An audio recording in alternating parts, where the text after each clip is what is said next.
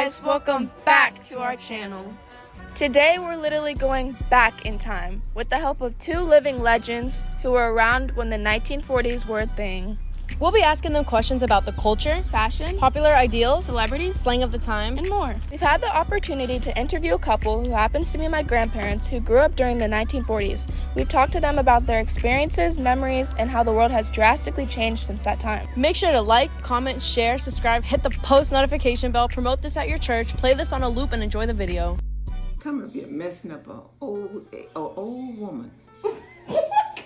My name is Marie Boone Jackson Peoples. I was born in the early 40s in Caroline County, Virginia.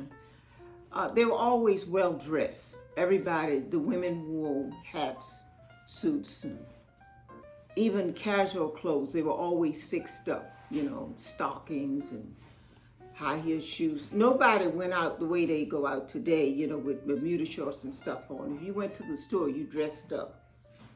Of course, if you go to church, you dressed up. We didn't do casual stuff in the 40s. Nobody's back was out or chest out, those kinds of things just didn't exist. I grew up in the era when James Brown, Little Richard were famous dancers and singers, so it was basically their music that we loved to dance to. The parents would come with the children, and we would be in the next room, and we would be in the living room area, which was larger. We would be dancing. Little Richard, James Brown, Chuck Berry, and that group of folks. The parents were always around. It wasn't, you weren't considered to, you didn't go off by yourself. My first date was my prom date. That's the first time I'd ever gone out with a guy. I was a senior in high school. Yeah, we had a television. It was a little, during that time, the screens were small, and we watched, westerns. Annie Oakley, Roy Rogers, Gene Autry, those kind of people were popular during that time. There wasn't a lot of killing and fighting during those times, and like they have today. Yeah, girl, you got it going on. I like that look. There wasn't a lot of that because people were more serious-minded as opposed to today. Everywhere you go, there's discipline. During that time, children didn't really have a presence. People saw you, but it was the parents who took the lead role on everything you did. You had to get permission to do whatever you wanted to do.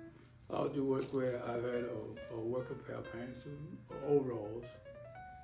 I wore overalls to work. In the country, all we did was pick cotton and stuff like that.